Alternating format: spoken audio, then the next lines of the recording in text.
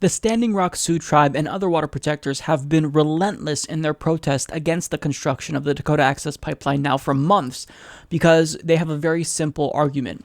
Water is life, and this pipeline threatens water and therefore threatens life. Now, I want to talk about how the Dakota Access Pipeline protesters have been treated because throughout the course of this protest, they've been met with nothing but abuse. They've been hit with concussion grenades, pepper spray, cold water, and freezing weather conditions. They've been harassed and assaulted by militarized police. They've been intimidated and attacked by the guard dogs of armed mercenaries. One protester almost lost her arm, another lost vision in one of her eyes, and a protester named Red Fawn was falsely accused of illegally firing a weapon, and she now faces 20 to life in prison. And look, let me remind you, these are things that are happening in this country. This isn't occurring in some third world authoritarian country. These are happening right here at home. So this is really troubling. And, with the way that they've been treated, I think that it's time that we launch an investigation into the police here and the energy company, because this is not right. Their civil liberties are being violated. They have a right to protest. They are peacefully protesting. They've done nothing wrong. Yet, they are being abused. So finally, the FBI is actually launching an investigation.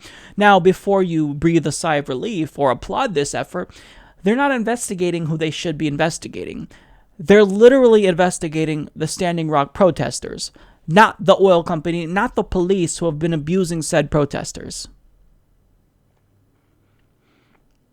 And the worst part is that they're treating them as though they're domestic terrorists. Peaceful protesters as domestic terrorists. So The Guardian explains the FBI is investigating political activists campaigning against the Dakota Access Pipeline, diverting agents charged with preventing terrorist attacks to instead focus their attention on indigenous activists and environmentalists. The Guardian has established that multiple officers within the FBI's Joint Terrorism Task Force have attempted to contact at least 3 people tied to the Standing Rock water protector movement in North Dakota.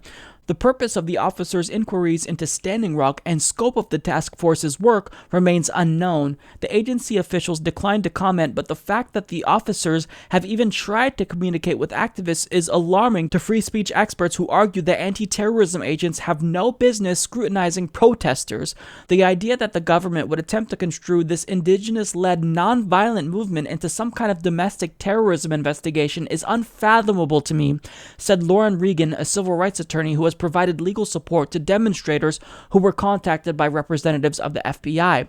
It's outrageous, it's unwarranted, and it's unconstitutional. Now, one of the most outrageous parts about the story is that the girl who almost lost her arm, Sophia Wolanski, well, her dad thinks that they actually the FBI brought in a terrorism agent to talk to her and investigate her potentially. He doesn't know for sure if it was a terrorism agent, but he brought in someone who appeared to be a terrorism agent, and they tried to question her as she was being wheeled into surgery.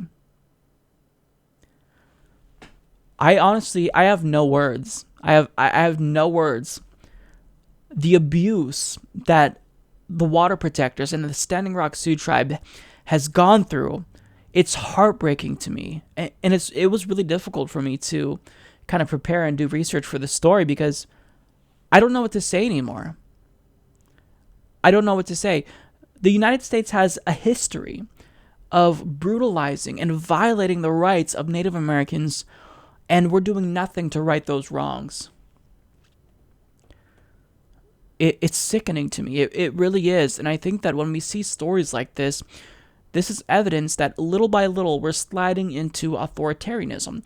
Now, let me be clear, we're not an authoritarian country, even though our government and police forces, state-sanctioned officials, they do use authoritarian tactics. I mean, we're better off than people in Uganda, in Mexico. But we shouldn't have to say that, well, we're better than this country, so we don't have to complain. The United States purports to be a beacon of freedom, and if we take away the rights of peaceful protesters to organize, and we treat them like terrorists, then what makes America great is no longer there. We're not a good country then, if we do that. We're stripping ourselves of a principle that's fundamental. We should be able to organize and protest if we disagree with something that's happening in the country. So I don't know what to say. Support this podcast by joining the independent progressive media revolution today at humanistreport.com.